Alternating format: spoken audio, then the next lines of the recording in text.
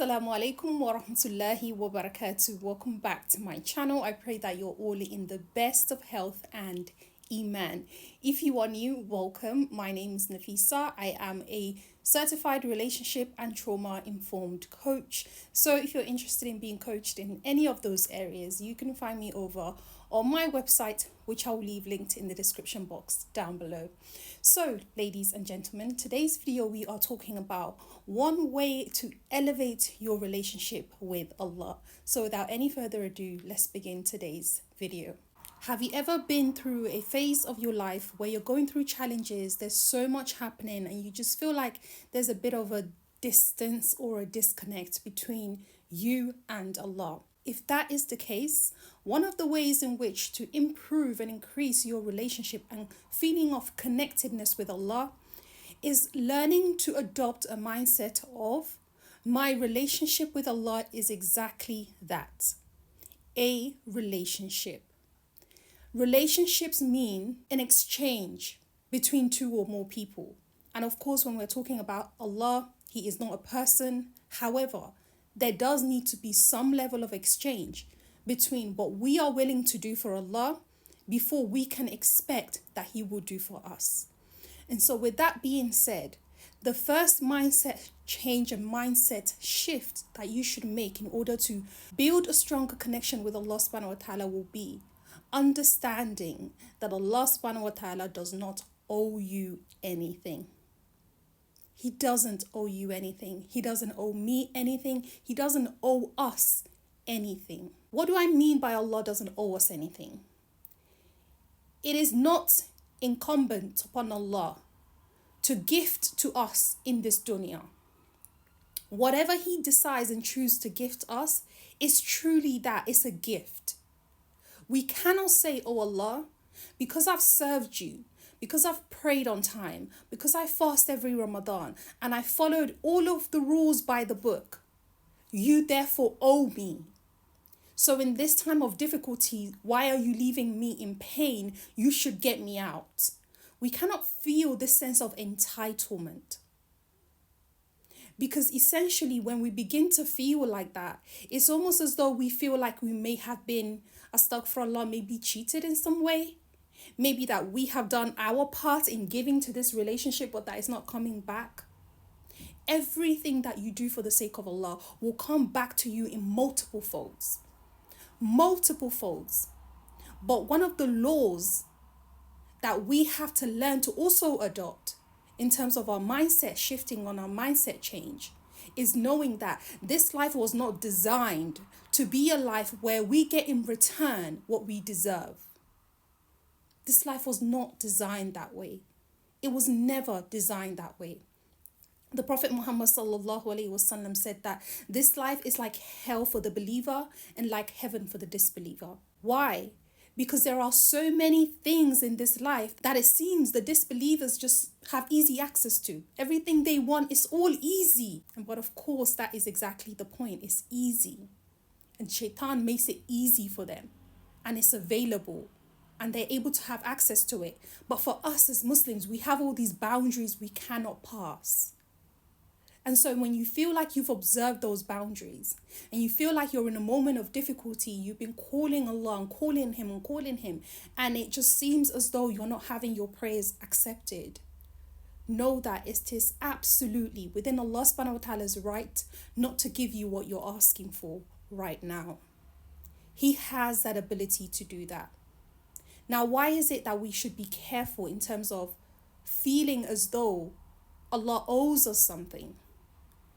One of the reasons why we should be careful is because Allah subhanahu wa ta'ala speaks of those people who worship Allah as though they are sitting on an edge, the edge of a cliff.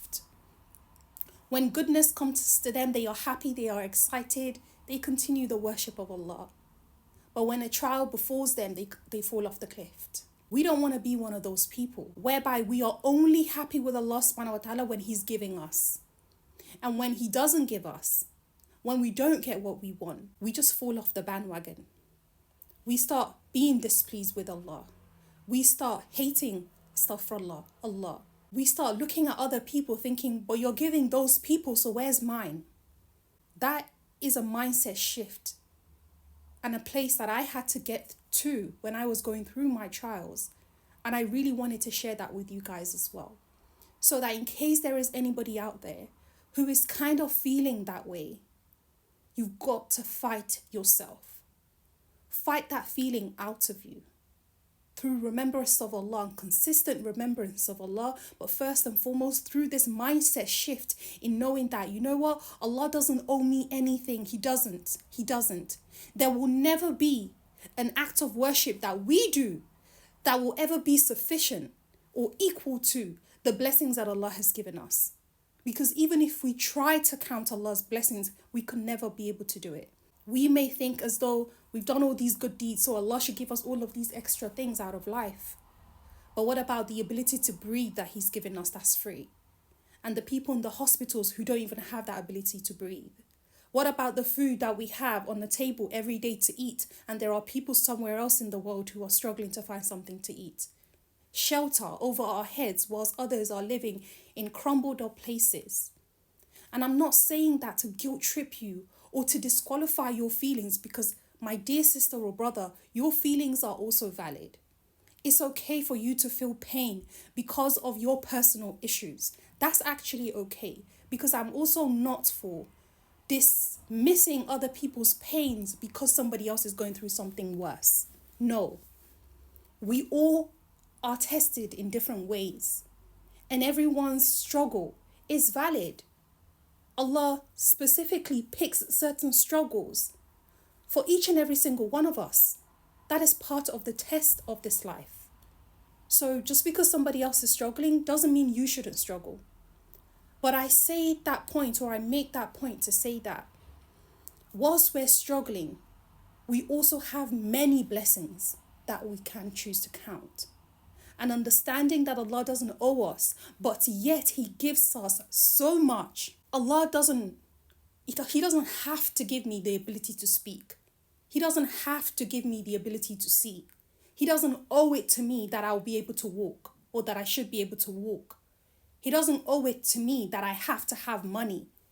But Allah meets all of those needs for me out of His favor. And that's the mindset that we should all begin to hold. And as believers who truly want to prove to Allah that we are worthy of His love, we must be able to firmly stand in our trials, knowing that Allah has all of the rights. He has absolutely all of the right to do with me, His slave, anything that He wishes to do. He has the right. He made me. He created me.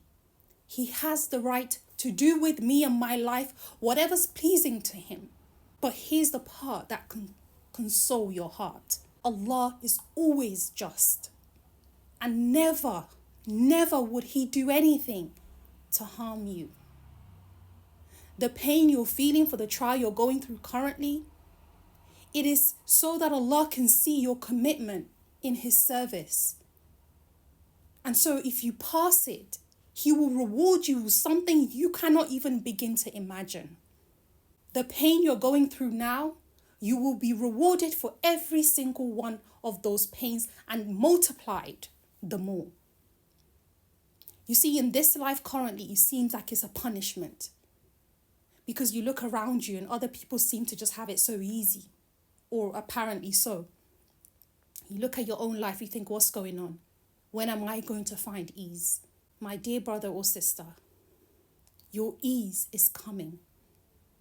But you must try your best to pass this test in a way that will elevate you. Not just even keep you where you are, elevate you. We owe everything to Allah. He does not owe us anything. With that mindset, we can learn to be grateful for every little thing that we do have. We can learn to be grateful. And with that mindset, and knowing that Allah is never unjust to anyone, then we can know for sure that even though it feels painful now, this is for my greater good. Because the Lord that I serve, He is Ar-Rahman. He is the most merciful. And He is just to His slave. I'll give you an analogy. I have a little baby girl. She's 1. She may want to play with fire. The fire looks bright and shiny and is orange and yellow and red and it looks interesting. And so she'll walk towards the fire. But then I'll come and pick her up and she'll be protesting, kicking her feet. Why are you keeping me away from the fire? She doesn't know that the senses that she's not feeling yet, the sense of touch, once she touches that fire, it will burn her. And me lifting her away is actually my protection of her. She doesn't know that. She cannot perceive that yet. She doesn't have that knowledge. And that's kind of the situation where some of us may find ourselves in this life. That sometimes when Allah does not respond to your du'as and give you something, maybe in His wisdom, He knows that that thing is not good for you, for your deen or for your dunya. And so actually, by not giving it to you, He's doing you a favor. But the only time we can really come to that conclusion is if we can really trust Allah, that He truly is loving to us and that He is truly fair and just. So my dear brother or sister, keep praying, keep tying your camel. Ask Allah for what it is that you want. If you receive it, alhamdulillah. If you don't receive it, still alhamdulillah. Because the God that you serve will always do what is best for you. Jazakallahu khair for watching this video. If you have enjoyed it, please make sure you give it a thumbs up. Share it with any brother or sister whom you know will benefit from the content of today's video. And I will speak to you all soon. Assalamu alaikum.